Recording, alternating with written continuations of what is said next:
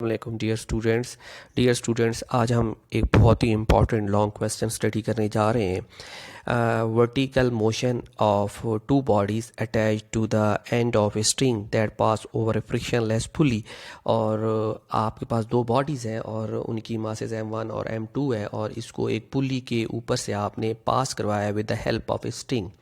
अब एक्चुअली यहाँ पर आपने फाइंड आउट करना है कि मास m1 और m2 के अंदर टेंशन आपने फाइंड आउट करनी है। आपने एक्चुअली यहाँ पर t की वैल्यू को फाइंड आउट करना है और दूसरा यहाँ पर हम फाइंड आउट करने की कोशिश करते हैं कि इनमें एक्सेलरेशन कितना प्रोड्यूस होता है। इन चीज़ों को फाइंड आउट करने से पहले आपने थोड़ा सा फिगर को देखना है कि फ़िगर के अंदर कुछ थोड़ी सी इंपॉर्टेंट टर्म्स हम यूज़ करेंगे, उनको बहुत अच्छी तरीके से नोट करना है, फिर हम इसका एक्सेलरेशन और टेंशन फाइंड आउट करने की कोशिश करेंगे।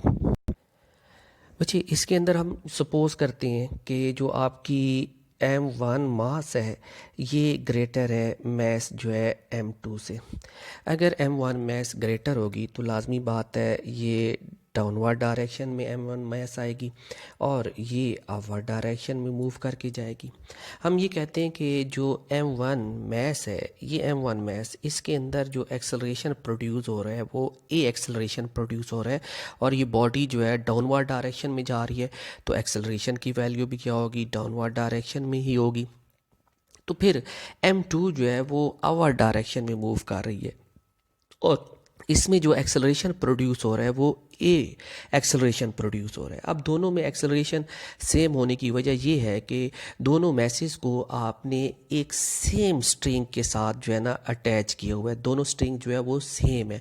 अगर ये 1 सेंटीमीटर नीचे की तरफ जाती है तो लाजमी बात है ये मैस भी ऊपर की तरफ कितनी जाएगी, 1 सेंटीमीटर जाएगी और दोनों में जो एक्सेलरेशन प्रोड्यूस होगा वो या दोनों में जो मोशन होगी वो सेम होगी, तो उस वजह से एक्सेलरेशन की वैल्यू भी जो होगी वो क्या होगी, इन दोनों में सेम होगी।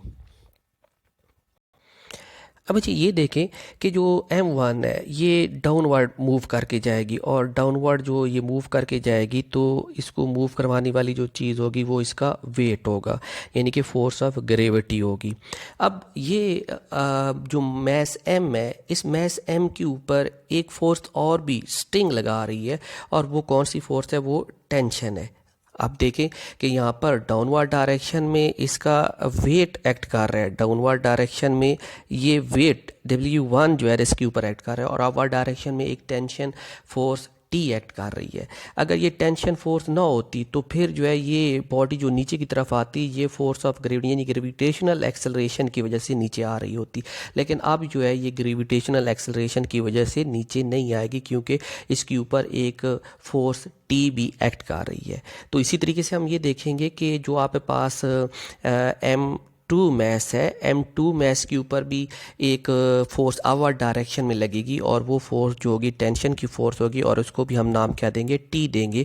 अब दोनों में T टेंशन होने की वजह क्या है कि दोनों मैसेज को आपने एक ही स्ट्रिंग के साथ अटैच किया हुआ है, तो इस वजह से इसमें भी टेंशन T होगी तो इसमें भी टेंशन T होगी। अगर आप पुली को देखते हैं तो पुली के इस एंड के ऊपर जब हम देखते हैं कि ये जो एंड है यहाँ पर भी एक फोर्स पुली को डाउनवर्ड डायरेक्शन में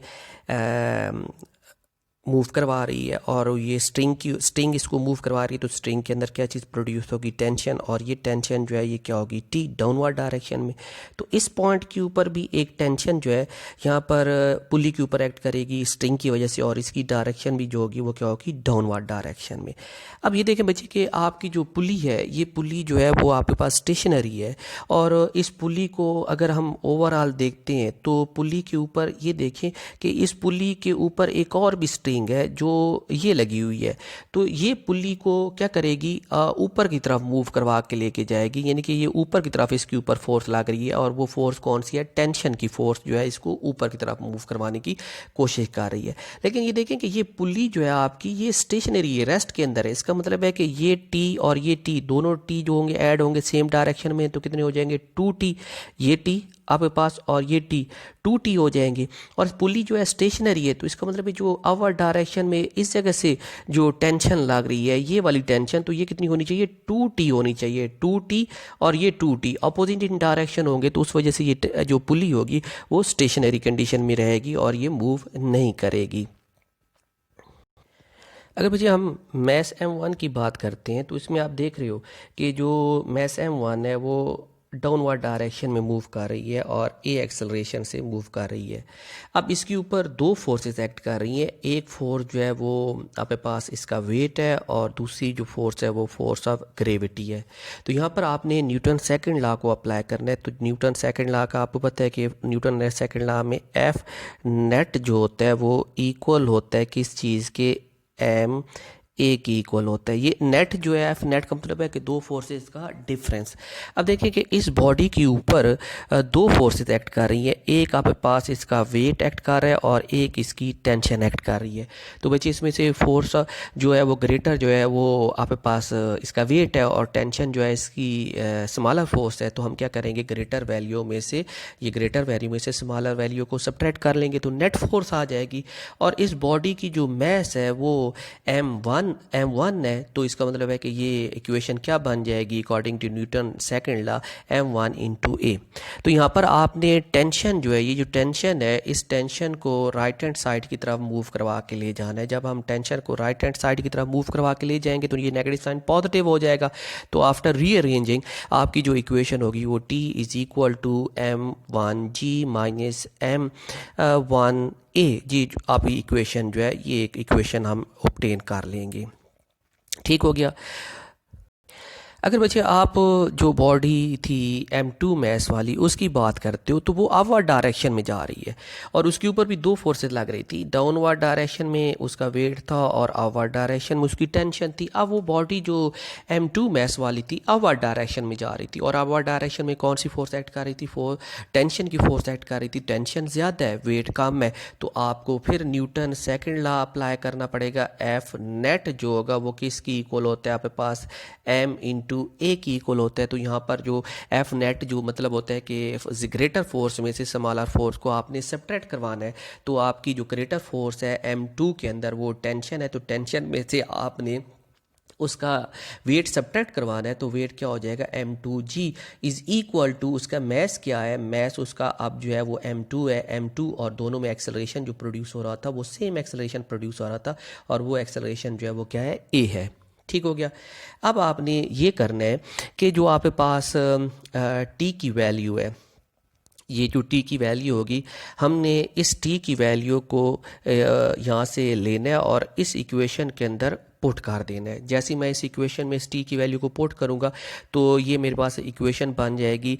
टी की वैल्यू जो थी वो M1G माइनस M1A माइनस इसकी अपनी वैल्यू जो थी वो M2G is equal to M2A। अब थोड़ा सा आपने इसको रीअरेंज करना है और रीअरेंज ऐसे करना है कि जो आपके पास ए है इसको एक तरफ लेके चला जाना है। ठीक है, इस तरफ मैं लेके चला गया हूँ। ठीक हो गया। और जो आपके पास बाकी फैक्टर्स हैं उनको उसी तरफ रखना है आपने।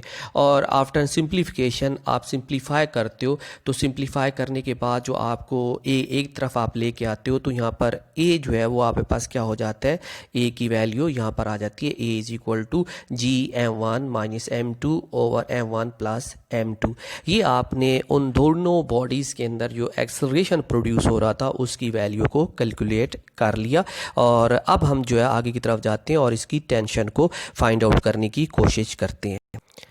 बच्चे टेंशन को फाइंड आउट करने के लिए हम क्या करेंगे कि जो आपकी इक्वेशन हमने ऑब्टेन करवाई थी कि उसमें हमने कहा था कि टी जो है वो इक्वल है M1G माइनस M1A। तो यहाँ पर आपने जो ए कैलकुलेट किया है उस ए की वैल्यू यहाँ पर जो है आपने पुट कर देनी है। आप ए की वैल्यू जो हम पीछे कैलकुलेट कर चुके हैं उसमें पुट करेंगे तो ये हो जाएगा T is equal to M1G minus M1A। और यहाँ पर ए की वैल्यू मैं कैलकुलेट करूँगा, पुट करूँगा सॉरी, तो ये हो जाएगा आपके पास t is equal to M1G minus M1G और ए की वैल्यू थी M1 minus M2 over M1 plus M2। हमने यहाँ पर क्या पुट कर दिया, ए की वैल्यू को पुट कर दिया। फिर बच्चे आप ये देखो कि यहाँ से M1G और यहाँ से भी M1G दोनों में कॉमन है, तो दोनों में से आप कॉमन फैक्टर को क्या करोगे, कॉमन ले लेंगे। जैसे ही मैं कॉमन फैक्टर यहाँ से M1G लूँगा तो ब्रैकेट्स के अंदर जो होगा वो यहाँ से M1G कॉमन निकल जाएगा, तो अंदर रह जाएगा M1, और यहाँ से भी M1 जो है M1G बाहर निकल जाएगा, तो यहाँ पर ये वाला फैक्टर जो है बाकी रह जाएगा। ठीक हो गया। फिर आपने ये करना है कि इन दोनों फैक्टर्स, ये जो आपके पास एक्सप्रेशन आ रहा है ये वाला, इस एक्सप्रेशन के एलसीएम लेना है। एलसीएम लेने के बाद आपका जो एलसीएम आएगा वो M1 M2 इसका एलसीएम आ गया। एलसीएम लेने के बाद आप इसको सिंप्लीफाई करोगे और सिंप्लीफाई करने के बाद हम ये इक्वेशन ड्राइव कर लेंगे।